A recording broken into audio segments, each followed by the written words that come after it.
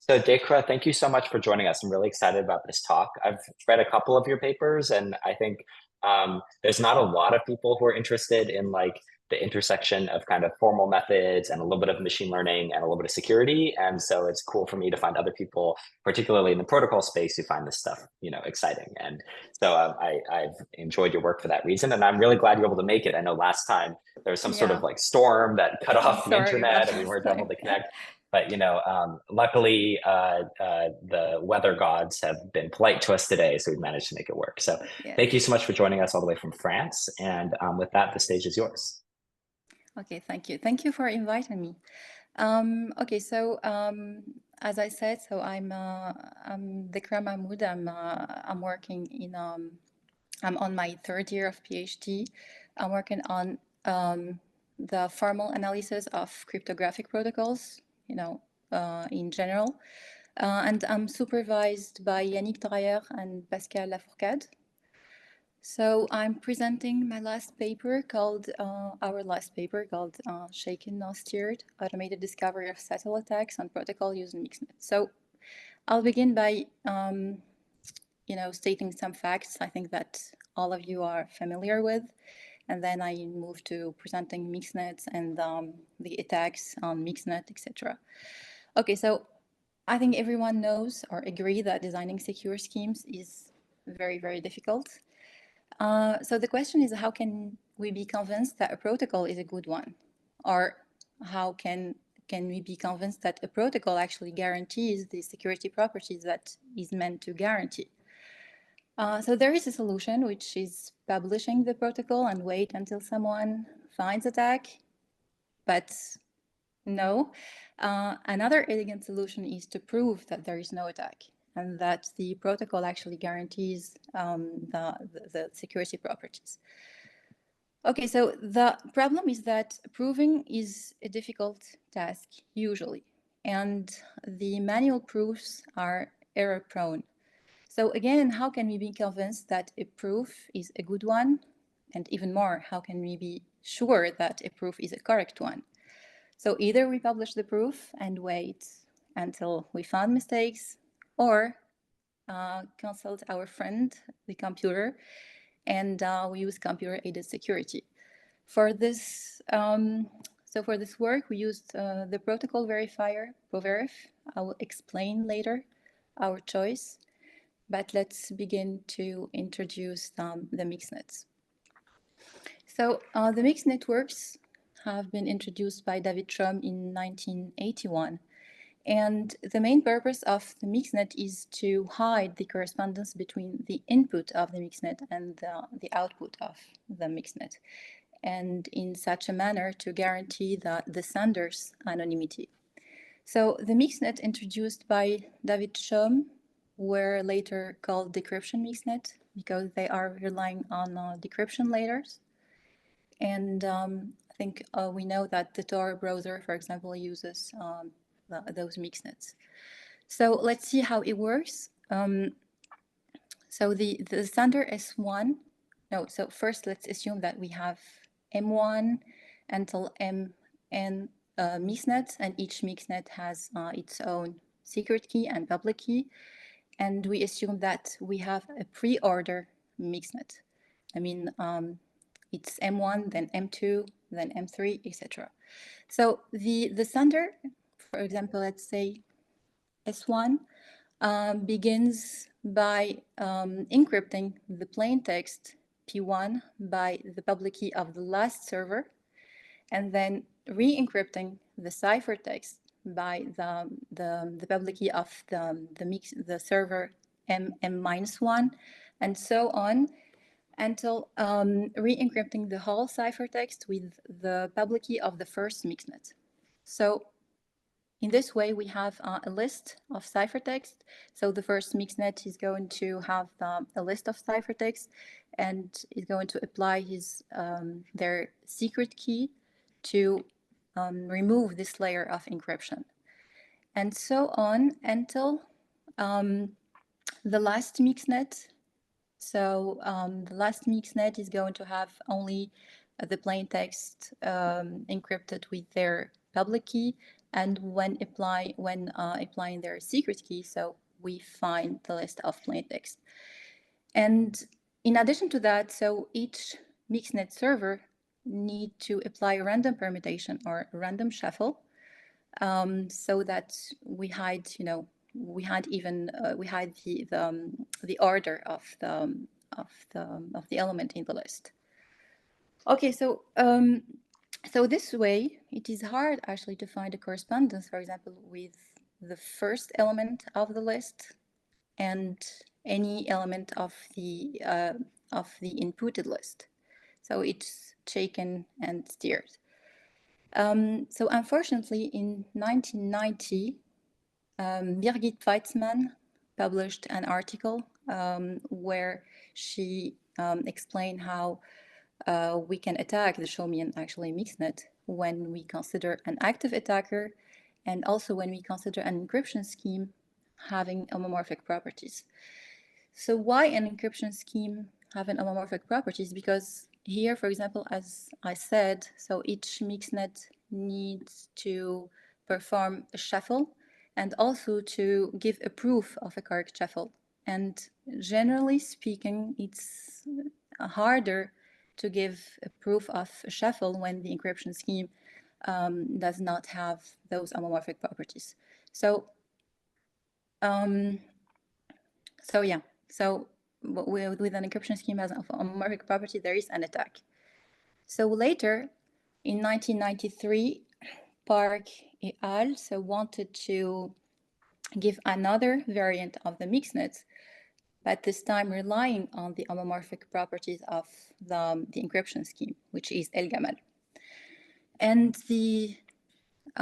how it works actually is quite easy. So let's say the sender S1 chooses a plaintext P1 and encrypts it under El-Gamal encryption with the public key of some sort of authority. So we obtain C1, the ciphertext, and then we have the list of all ciphertexts of all the senders. And this list actually is sent to the first mixnet. The first mixnet is going to perform, is going to re-encrypt again those ciphertexts while performing a random shuffle, etc., etc. So here we can see that the order actually of the mixnet, it does not matter. It's not like the Chaumian mixnet where we need actually to respect a certain order of decryption. And that's what Park et al. Wanted to do actually to overcome this drawback. At the end, so the whole re-encrypted so list is going to be sent to an authority or decryption authority, and which decrypts the ciphertext, and we are going to obtain the plaintext. So here again, we can see that it's hard to find a correspondence between the output list or the plaintext and the input list of the mixnet. So this was in 1993. Again, Weitzman, after 1 year. So she found an attack against re-encryption mixnet in application to an e-voting protocol. So let's say that V1 to Vn are the voters and P1 to Pn are the candidates whom they vote for. So for example, Vk wants to vote for Pk. The voter needs to encrypt his plaintext and then submit their ballot to the public board. And generally, the bulletin board actually is public. So an attacker is going to having access to CK is going to take CK to the power of A, some sort of exponent, and then everything works well for the mixnet. And when the decryption authority actually decrypts the ciphertext, the received ciphertext, we are going to have PK, which is the plaintext of the voter VK. And also we're going to have PK to the power of A, which is the plaintext submitted by the attacker. And the attacker just, needs to take to the power of A each element of the list and find a match. So here, pk to the power of A, there is a match in the list, then the pk is the candidate that the voter has voted for, and then the vote privacy is actually broken. So so this one is in 2011. So in the meanwhile, between 1994 and 2011, so many other variants of the mixnet have been proposed, and also many fixes to this attack have been proposed, essentially the zero knowledge proofs. So we need here, so a voter needs to prove that they know actually either the randomness of the encryption or the plain text or both. Okay, so in 2011, so Annie et al. So proposed another form of the mixnet, which is called exponentiation mixnet, and those mixnet actually, and the idea behind those mixnet is having a list of a public key. So we want to re-randomize those public key so that the correspondence between the randomized public key and the real public key cannot be found by anyone. So let's say that S1 has the public key PK1. So each mixnet is going to generate a randomness R1, going to take each element of the list to the power of R1 while performing the random shuffle. And M2, exactly the same, etc., etc. So until we have the final list, which is all the public keys to the power of R, such that R is the product of all the Ri of each mixnet. So anyone who has the secret key SKI can check their pseudonym by taking J to the power of R to the power of their secret key, and they will find their pseudonym. So I didn't say that the mixnet should actually publish J to the power of R. And this way, we can guarantee the anonymity of the voters. And the exponentiation mixnet in their first application, it was in the article, in the paper of Annie et al. At the USENIX of 2011. So they wanted to design a very light internet voting protocol where the voters sign with their pseudonyms rather than their public key, so that we cannot, identify their, so we cannot know their identity. So anyway, so this was in 2011.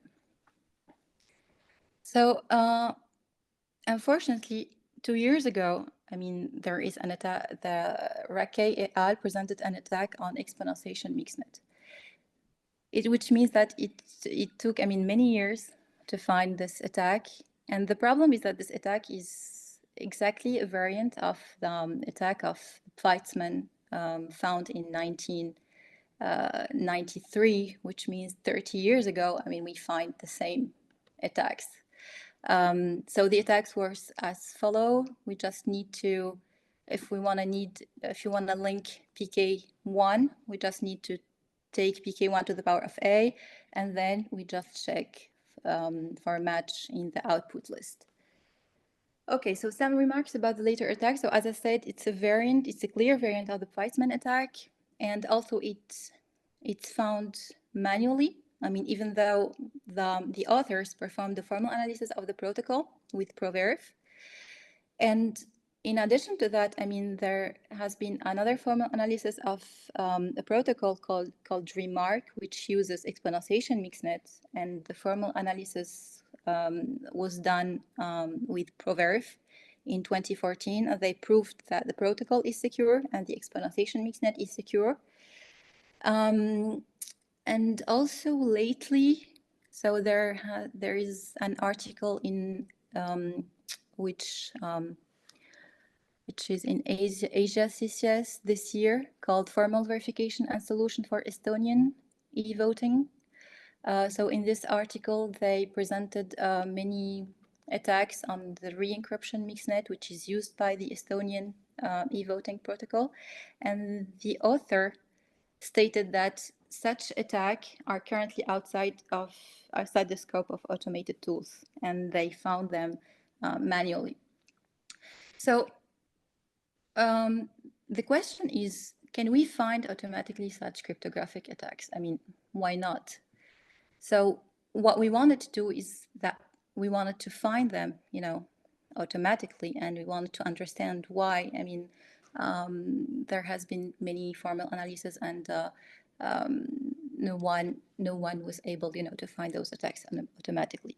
So we proposed a model for the mixnets, a formal model for exponentiation mixnet, and we proposed a new model for El-Gamal encryption, and also for the signature, etc., and another model for the non-interactive zero-knowledge proofs. And our applications of those models were mainly two e-voting protocol, one electronic exam protocol, and a protocol called CryptoCenta. So let's see why was not, it's a little bit hard to find those attacks. So ProVerif actually works in the symbolic model. And in symbolic model, we assume generally a Dolev-Yao attacker, where the cryptographic primitives actually are very abstract and they are perfect. They are just function symbols, and the relation between them, they are described with very, very simple equational theories. For example, so those are the standard equations for the public key encryption, signature, and for the Thielmann encryption. If we look into the equation for the public key encryption, for example, we have asymmetric encryption of a message M with the pk of sk. So pk here is a function symbol denoting the public key, which is computed based on a secret key sk and some randomness. And here we can see that the only way for deciphering the ciphertext is using the sk, the secret key. So here there is no algebraic properties. So all the algebraic properties are abstracted away, and the same equation is used for El-Gamal encryption, is used for RSA, encryption, for Payet encryption, etc. So the same remarks applies to the signature, the equation for the signature. And for the Diffie-Hellman equation, generally, so this is the standard Diffie-Hellman equation used by by those who use ProVerif. So it's mainly it traduces that j to the power of x to the power of y is equals to j to the power of y to the power of x, and this equation is the minimal relation for the protocol to work. I mean, when we have a Diffie-Hellman exchange, and when you have only two parties, we just need, this equality for the protocol to work. But what about the attacker? I mean, why not adding another layer of exponentiation? And that's what we wanted to explore. So we said, okay, so j to the power of x to the power of y equals j to the power of y to the power of x is the minimal relation for the protocol to work. But let's also add another relation, another layer of exponentiation, which is some sort of a degree of liberty over the exponentiation operator for the attacker to use or not. So we don't know. So this was our first. So this was our proposition for the exponentiation. And for the signature, actually, we wanted to less abstract, let me say, the equation. So now we have sign a message M, so we need a basis of the finite field, which is X, and a secret key, SK. And to check the signature, we also need to check the basis, and we need to check the public key, which is the basis to the power of SK. And equals to M. And actually, this this modification has not been used before, because before, as you can see, I mean, generally when we model protocols, so we use this equation for the public key encryption and this equation for the Diffie-Hellman, and sometimes we use two function symbol, pk of sk and x of j of sk, to denote the same thing. But this induces actually a separation between the public key, the public key scheme. I mean, I can't see myself. If are you hearing me? Yeah, we hear you. Okay.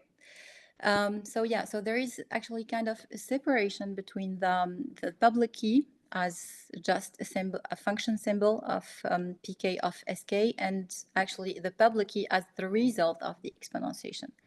And that's what we did actually for the signature. The same thing for the El-Gamal encryption. So we wanted to be less abstract as possible. So again, to encrypt a message with El-Gamal crypto system, so we need to specify the basis, the public key, which is the basis to the power of the secret key, and some randomness. And to decipher, so we need to use the correct basis and the secret key. Okay, so those are also equations for the re-encryption. For the re-encryption mixnet, and also we have another operator for the exponentiation of the ciphertext itself. So I don't know if those equations appear easy, but no, because we had, for example, a reviewer who was saying, okay, so you added one level of exponentiation and you just modified some equations and you called this a model. So the problem is that we needed to deal with many parameters. So first is the conversion of the conversions of the equational theory in the sense of ProVerif. This is not a simple task. Secondly, we needed to deal with the termination of the tool, because we know that analyzing the security protocols in an unbounded number of sessions is undecidable problem. So ProVerif actually may not terminate, and also sometimes ProVerif accept the equation, but also does not terminate. So it's not only about the equation, but about the internal treatment of the protocol. So anyway, so those are our model, and yeah, and with only those equations, so we were able to find all the mentioned attacks on the exponentiation mixnet and all the re-encryption mixnet.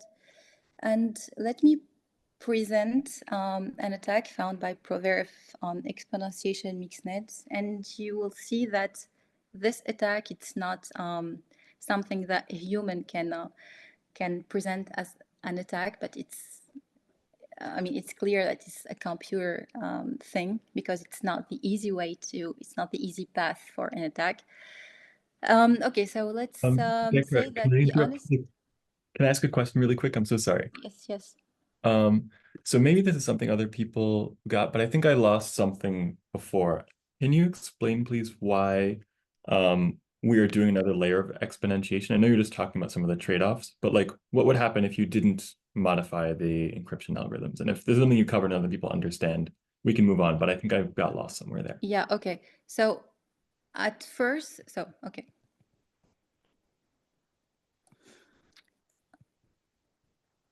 So if you remember here, so the public key is something to the power of x.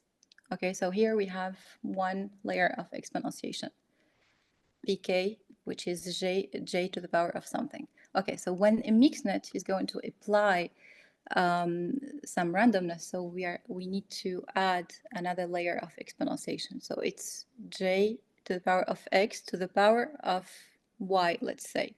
Okay, and j to the power of x of y is only needed for the protocol to work. But if we need to find the attack, we need j to the power of x to the power of a to the power of the randomness of the mixnet. So otherwise, we cannot find this sort of attacks. Okay, so this is an operation you did to make it possible to have an automated attacker. Is that too much of a simplification, or? Yeah. Okay. So Okay. the first motivation is yeah. Okay. So for me, so even because I started working on this project. I mean, before working on the attacks, and for me it was always, so we always write an equational theory regarding what the protocol needs, but why not adding also, you know, another layer of, if we can actually, another layer to, so that the attacker actually can, I don't know, for some sort of degree of liberty to the attacker. Maybe the attacker can do some sort of things, I don't know, with 3, with 4, but at least, you know, let's just, you know, let's just say 3 to work with. But yeah, we can see here that without 3 exponentiations, we cannot actually find the attack. Okay, perfect. That's very helpful. Thank you. Sorry I missed that before. Okay. Okay, so I was saying, yeah.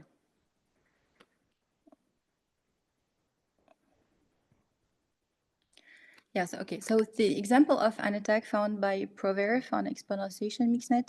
So let's assume that the honest public key, it's pkh, and the pseudonym generated by the mixnet is pkh to the power of e. So the malicious key is going to be the honest key to the power of some x chosen by the attacker, and the corresponding pseudonym is pkh to the power of x to e. So an attacker choose a plain text M and is going to encrypt it using their pseudonym as public key. So this pseudonym as public key and the pseudonym of a candidate as basis. So here we are going to just, you know, this encrypt using El-Gamal encryption. So here we have the basis, pkh to the power of r, and here we have M, the plain text, and here we have the pkh to the power of x of e, the whole to the power of r. Here we just did a usual El-Gamal encryption with just, you know, pseudonym of the attacker as public key and the pseudonym of a candidate as a basis. So, and the attacker is going to try to decipher this generated ciphertext using their exponent x. So if it's true, if is able to decipher and find that M equals M, then the basis corresponds to the victim's pseudonym. So why I said this attack actually is clearly that it's found by a computer, because we just need, you know, to check, just need to take pkhe to the power of x and check that it's equals to this thing. So this attack found by ProVerif showed us that our model of El-Gamal encryption is quite realistic and is less abstract than all the other models that we worked that exist in the literature. Okay, so as I said before, so the fix that is proposed in every single, you know, paper presenting the attacks on those attacks on mixnet is to add a zero-knowledge proof. So I think all of you know what is a zero-knowledge proof. So for example, zero-knowledge proof of the discrete logarithm.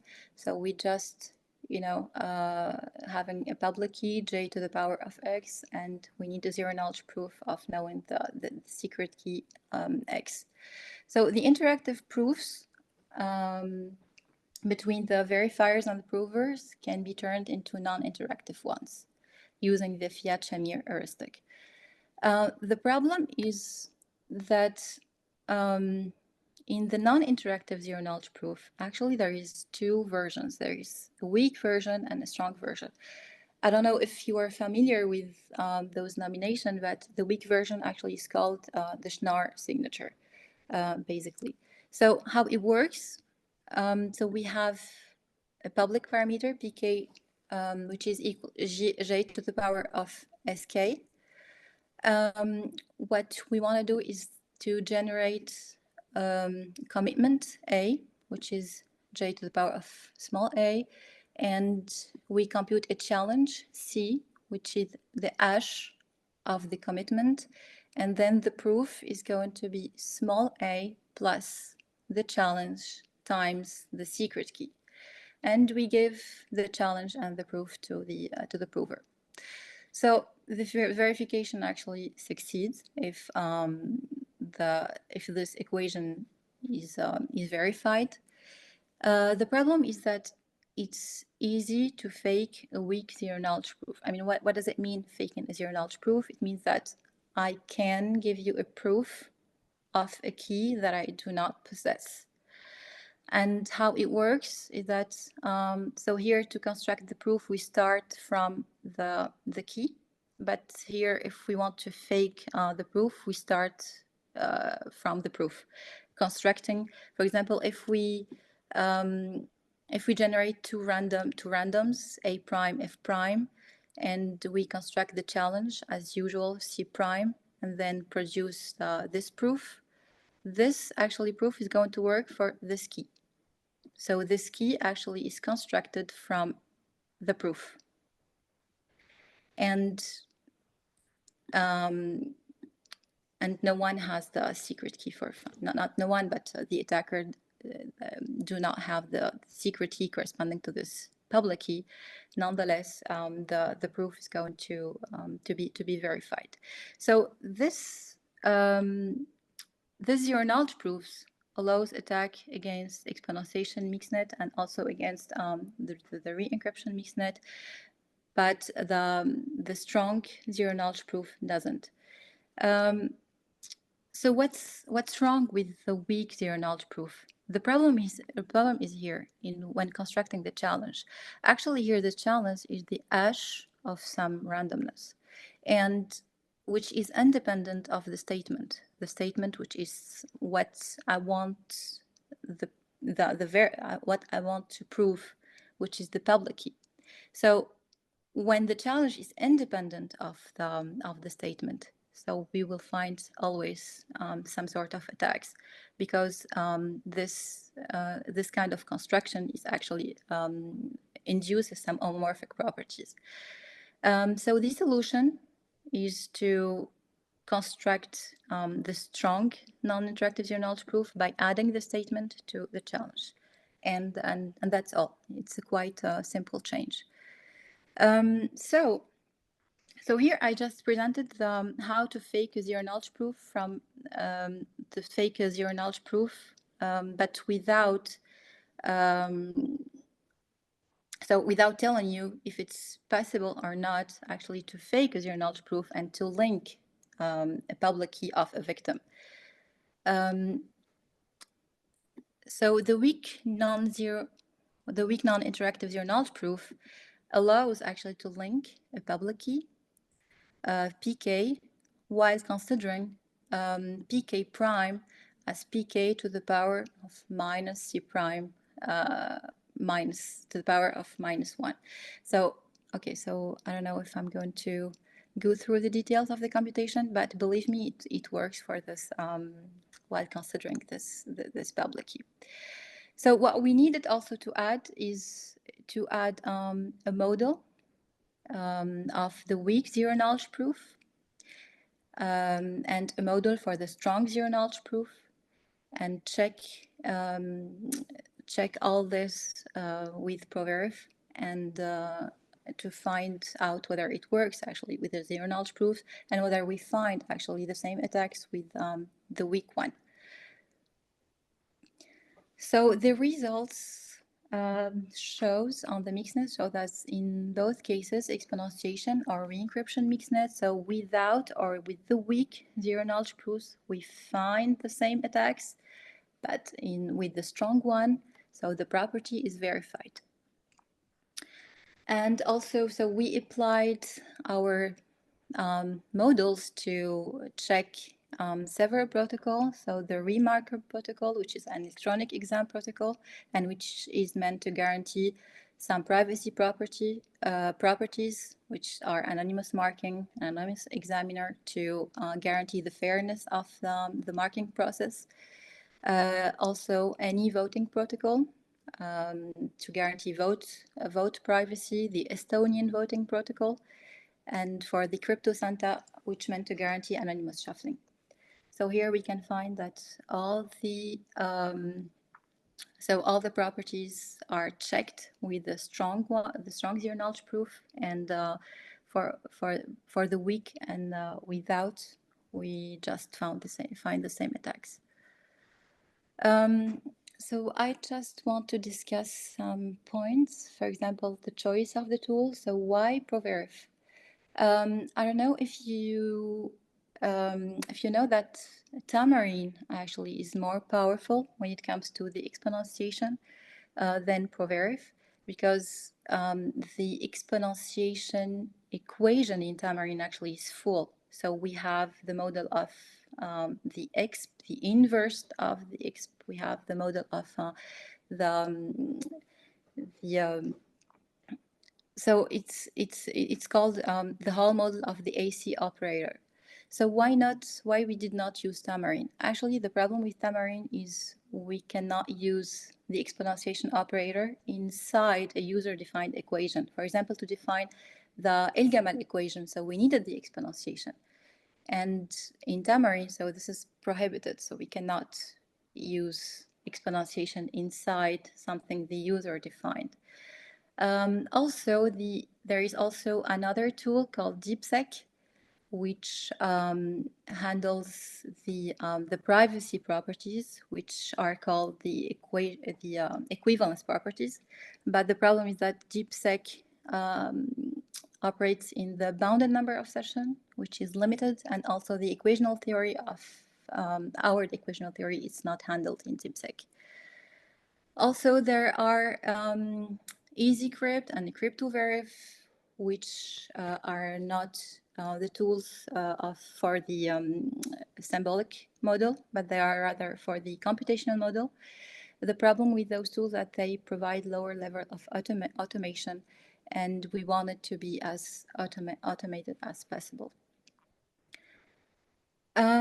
So another question is, when can weak zero knowledge proof be used securely?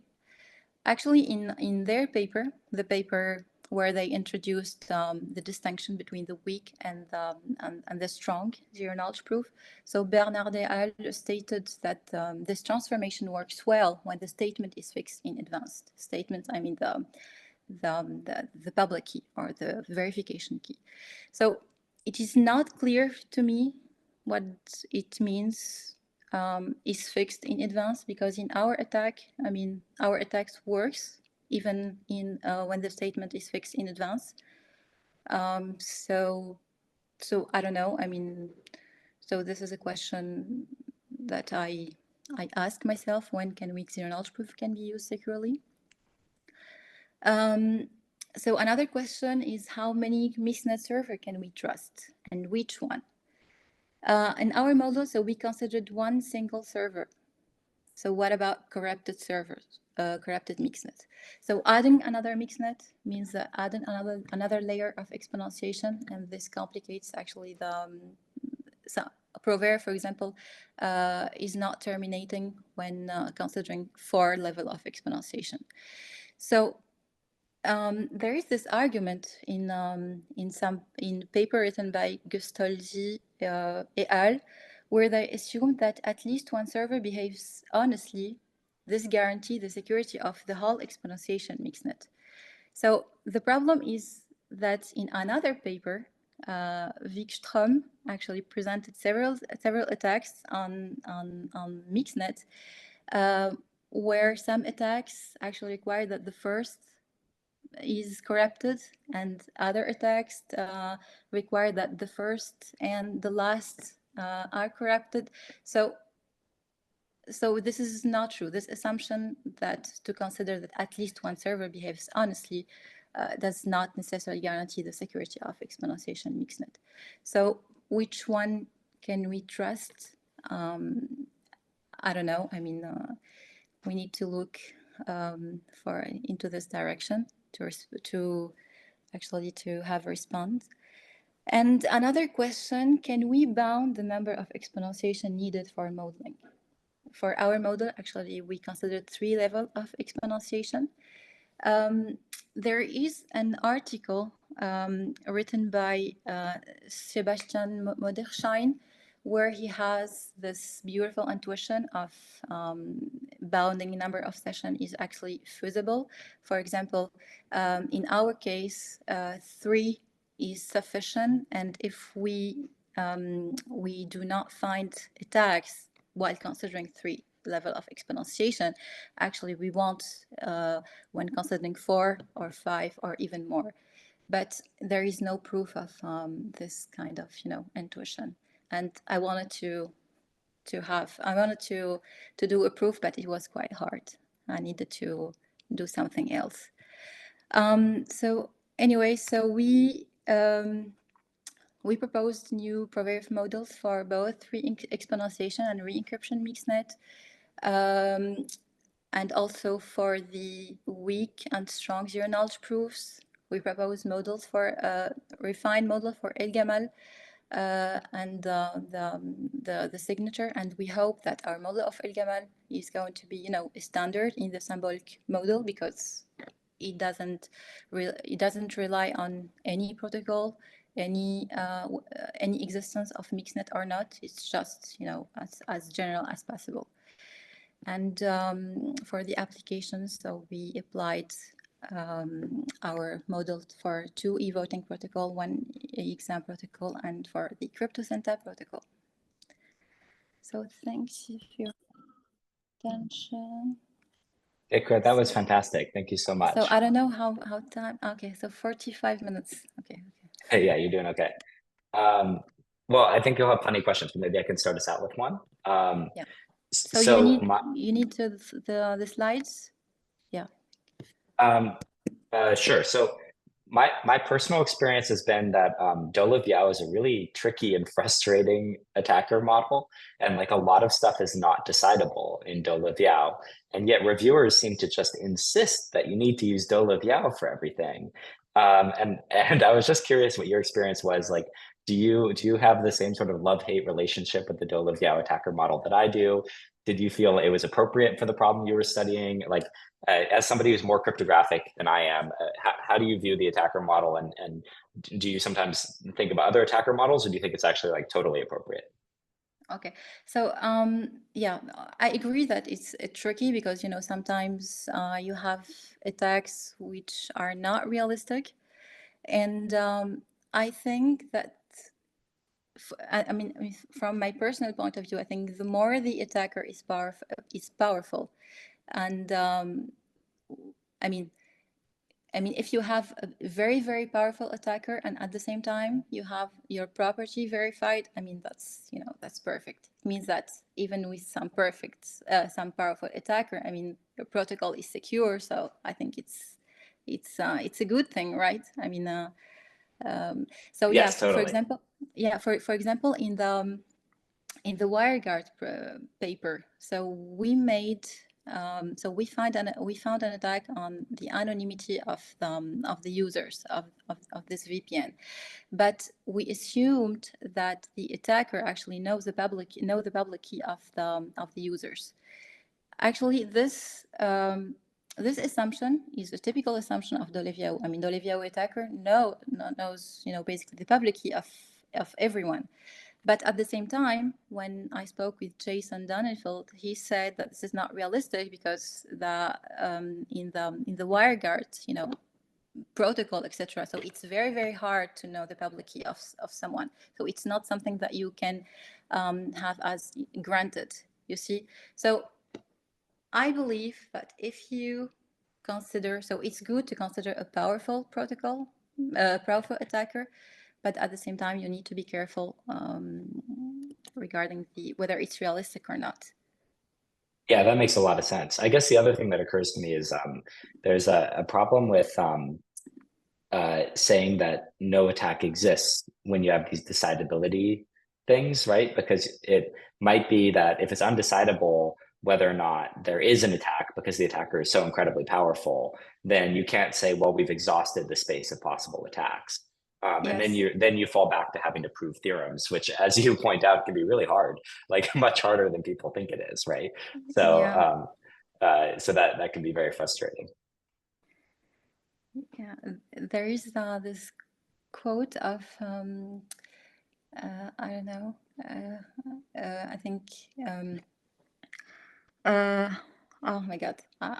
He's a very well-known, cryptographer who said that security protocols are 3 lines. I think 3 lines code that people are still get wrong or something like that.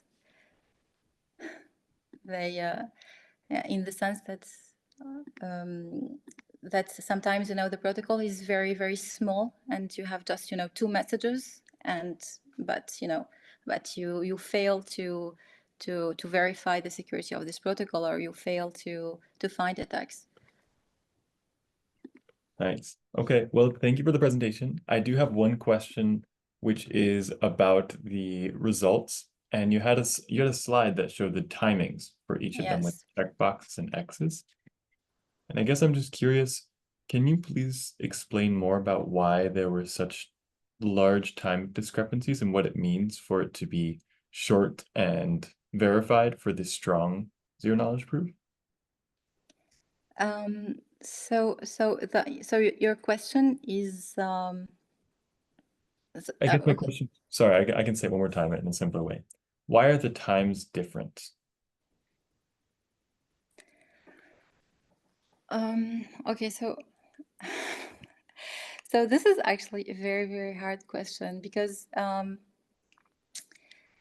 don't know. I mean, the time are different between the strong, between when you verify a property and when you find an attack, or just different from one property to another. Verified. Okay, that makes sense. So the low second attacks are the ones where the property is verified. Then there's nothing done, but then the other timestamps are when attacks are discovered. So without is easier to find than weak. And then with strong, you just verify the property and there's no time spent searching for an attack that can exist. Is that right? Yeah. Well, actually, I don't know. I ignore why it may appear simpler to find to verify some properties, but I made some changes onto the files. So for example, for the when I mean the real timing, there were 3 days and 2 days and to verify some property, but I added some assumption to help the tool. But those assumptions actually they do not contradict the result. I mean, if the ProVerif finds a contradiction, the tool just stops. But I added, I added some tricks for the protocol. So for example, basically ProVerif, en fait, it's easy when you split the processes and when you make the processes actually concurrent and not sequential. And sometimes to verify the property, when it's 2 days, so for me, I cannot accept that it's 2 days. So I split the processes so to make it easier for the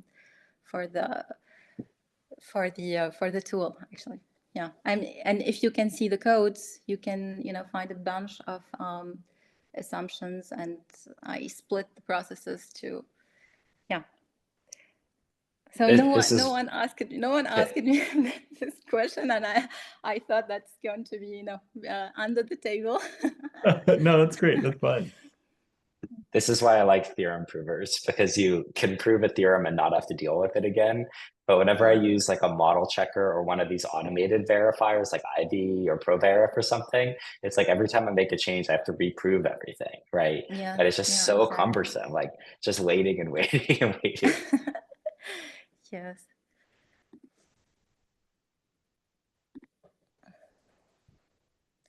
So anyone has another question? Well, I guess. oh, Daniel, go ahead. Oh, sorry. I thought Daniel unmuted, but my color scheme just changed for some reason. I didn't mean to call you out, Daniel. Yeah, Daniel, you better have a question. Max, so one question I have is, what are there techniques you learned from doing this work that you'd like to apply to other problem domains? Or does it feel like the techniques you applied here are very specific for like ProVerif and mixnets? Are there any, does it give you any future ideas for other projects? Okay. So yeah, so basically what I learned is so when modeling something, so we do not necessarily need to restrict ourselves to what the protocol needs, because like as I said, I mean the Diffie-Hellman equation that I presented with 2 exponentiation actually is figures in the manual of ProVerif. The manual of ProVerif is released, I think, in 2011, and until now we are in 2024, and in each protocol I see in each code, ProVerif code, using the Diffie-Hellman that just use this equation of 2 layer of exponentiation, which for me, I mean why not give the attacker more and to see what happens. I mean, and why not for example, nowadays there is some sort of of work of I don't know if in the symbolic model that we for example in the signature, so we write the equational theory of the signature, and then we add some forgeability equations, which means that we give the attacker the possibility to forge signatures. And also for the hash function, so we give the attacker the possibility actually to find a pre-image or something like that, to see what happens. Because as I said to Max, I mean, the more powerful your attacker is, and when you have nonetheless you have your protocol is secure against this this attacker, so I mean you win, but when considering actually a very restricted equational theory, etc. And what I learned also while coding in ProVerif, so I learned how to optimize things, and as I said, so from 4 days to 2 seconds. So it's a huge amount of difference. And what else? Yeah, and I think that's all. And also I didn't mention something. So in all the other models that we expected, for example, even in the new model of the Estonian protocol, so appearing in Asia, CCS, etc. So the attacker, actually we create the keys for the attacker and we give them the secret keys. But what we did in this work is that we gave the attacker the possibility to create their secret keys.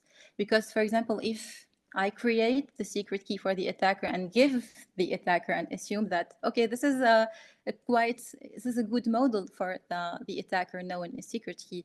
But no, actually the attacker can choose a key based on another key, exponentiation of something, the multiplying 2 keys, etc. So I don't think that I think this model of creating a secret key and then giving it to the attacker is not quite, I don't know, it's not quite, it's very restrictive. Fascinating. Thank you. You're welcome. Thank you for your question. Dhekra, before we finish up, I'm curious, what are you doing next? I mean, I guess you're close to graduation, right? You're in your third year, which is the French version of the fifth year for us, since you do a master's degree first.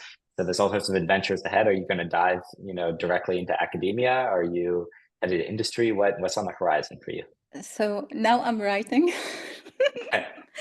I'm writing. A lot of that. So, I think I wanted to do a postdoc in I don't know, it was either in it was in Oxford, and then I think then I changed my mind. I wanted to go to the industry. Okay. I don't know why, but I mean, everyone is telling me that I'm going to be bored there, but who knows? Maybe with some great company. I don't know. Maybe let's see. Well, Jacob and I are both in industry and enjoying it, so it's definitely not all bad. But you'll have to come back in a year, give us another talk about your work in industry, and we'll see how it's going. Yes, I hope I will have some results to okay to work on. Sounds good. Well, Dhekra, thank you so much for talking to us today. It was really interesting. Thank you for inviting me again. Yeah, no problem. And it's fun to see other people who've done cryptographic protocol verification work. I think this is a really mathematically rich area, and the programming is like kind of subtle and interesting, right? Like, your point about getting the programs to run in a reasonable amount of times you can iterate is just something a lot of people never really have to deal with. So yeah, really enjoyed it, and thank you. I hope you have a great weekend in France. Thank you so much. Okay. Bye-bye. Bye, everyone. Bye.